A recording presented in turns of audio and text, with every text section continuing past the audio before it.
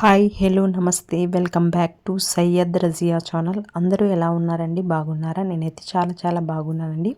మరి మీరు ఎలా ఉన్నారని అయితే నాకు కామెంట్ బాక్స్లో కామెంట్ చేసేయండి ఫ్రెండ్స్. ఈరోజు మన వీడియో వచ్చేసి టమోటా చట్నీ అండి. ఒక్కసారి నేను చెప్పిన విధంగా టమోటా చట్నీని ట్రై చేసి చూడండి. ఇక అయితే జన్మలో అయితే ఈ టమోటా చట్నీ అనేది మర్చిపోలేరండి. వీడియోలోకి ఎంటర్ అయ్యే ముందు ఒక చిన్న రిక్వెస్ట్ అండి. మన ఛానల్ని ఎవరైనా న్యూ పర్సన్స్ చూస్తూ ఉన్నట్లయితే నా ఛానల్కు సబ్స్క్రైబ్ చేయండి, అలాగే లైక్ చేయండి, షేర్ చేయండి. ఈ టమోటా చట్నీ ప్రిపేర్ చేయడానికి మనకు కావలసిన ఇంగ్రీడియంట్స్ ఏమిటంటే టమోటాలు, పచ్చిమిరపకాయలు, తెల్లవాయలు కావాలి, అలాగే కొద్దిగా పసుపు, కొద్దిగా అయితే చింతపండు అండి. ఇక అయితే చింతపండు ఎక్కువగా వేయవలసిన అవసరం లేదు. అలాగే కొద్దిగా నూనె అయితే కావాలి. ఫస్ట్ అయితే టమోటాలను ఈ విధంగా అయితే కట్ చేసుకోవాలండి. 4 పార్ట్స్గా అయితే మనమైతే కట్ చేసుకోవాలి. నెక్స్ట్ పచ్చిమిరపకాయలను కూడా మనము ఈ విధంగా మధ్యలోకి అయితే కట్ చేసుకోవాలండి. ఇదైతే కంపల్సరీగా చేసుకోవాలి.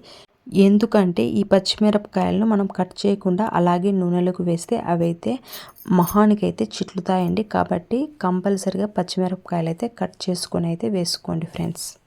ఇప్పుడైతే స్టవ్ను ఆన్ చేసి స్టవ్ మీద కడాయి పెట్టుకొని కడాయిలోకి ఆయిల్ అనేది యాడ్ చేసి ఆయిల్ అనేది బాగా కాగిన తర్వాత మనం దీనిలోనికి టమోటాలు, పచ్చిమిరపకాయలు అనేది వేసేయాలండి. వేసిన తర్వాత మనమైతే కలియబెట్టాలండి. నెక్స్ట్ అయితే తెల్లవాయలను కూడా మనం మధ్యలోకి అయితే కట్ చేసుకోవాలండి. వీటిని కూడా మనము నూనెలోకి వేసినప్పుడు ఇవి కూడా చిట్లుతాయండి. కాబట్టి కంపల్సరిగా తెల్లవాయలను కూడా మధ్యలోకి అయితే కట్ చేసుకొని పెట్టుకోండి. నెక్స్ట్ అయితే మనము దీనిలోనికి కడాయిలోనికి మనము ఈ తెల్లవాయలను అయితే వేసేయాలండి. అలాగే కొద్దిగా పసుపును కూడా యాడ్ చేయాలి. తెల్లవాయలు వేసే క్లిప్ అనేది మిస్ అయ్యిందండి. ఈ విధంగా బాగా కలియబెట్టి మనమైతే దీనిపైన ప్లేట్ను మూసేసి బాగా మెత్తగా అయ్యేంత వరకు అయితే మనమైతే ఉడికించుకోవాలి.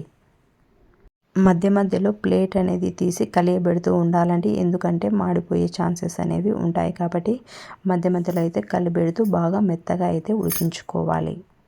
ఈ విధంగా మెత్తగా ఉడికించుకున్న తర్వాత మనం దీనిలోనికి కొద్దిగా అయితే చింతపండు అనేది యాడ్ చేసి నెక్స్ట్ కొద్దిసేపు అయితే మనము ఈ చింతపండును కూడా ఉడికించుకోవాలండి. ఇక అయితే ప్లేట్ పెట్టేసి మనమైతే స్టవ్ అనేది బంద్ చేసుకోవాలి. ఇది మొత్తము బాగా చల్లారిన తర్వాత మాత్రమే మిక్సీ గిన్నెలకైతే యాడ్ చేయండి. మనకైతే మిక్సీ గిన్నెలు చీటికి మాటికి ఖరాబ్ అవుతూ ఉంటాయి కదండి. దానికి మెయిన్ రీజన్ ఏమిటంటే ఈ విధంగా కాలే పదార్థాలను ఈ మిక్సీ గిన్నెలోకి వేయడం వల్ల మనకైతే మిక్సీ గిన్నెలు తొందరగా ఖరాబ్ అవుతాయండి. అలాగే కొబ్బరిను తురుము పట్టుకోకుండా అలాగే పెద్ద పెద్ద పీసెస్గా కట్ చేసి వేసినప్పటికి కూడా మిక్సీ గిన్నెలు అనేవి తొందరగా అయితే పాడవుతాయండి. ఇదైతే ఒక టిప్ అండి. నెక్స్ట్ అయితే ఇప్పుడైతే మనము దీనిని చల్లారిన మిశ్రమాన్ని అయితే ఈ మిక్సీ గిన్నెలకు అయితే వేసుకుందామండి. ఇప్పుడైతే మనము కొద్దిగా ఉప్పు అనేది యాడ్ చేసి దీనినైతే మిక్సీ అయితే పట్టుకోవాలండి. దీన్నైతే మనము మెత్తగా మిక్సీకి అయితే వేసుకోకూడదండి. ఆ విధంగా మెత్తగా మిక్సీకి అనేది వేసుకుంటే టేస్ట్ అనేది సరిగా ఉండదండి. కాబట్టి కచ్చా పచ్చాగా అయితే మనము మిక్సీకి అయితే వేసుకోవాలండి. అదేనండి బరకగా అయితే మనం మిక్సీకి అయితే వేసుకోవాలి. ఇప్పుడైతే టమోటా చట్నీ అయితే రెడీ అయిపోయిందండి.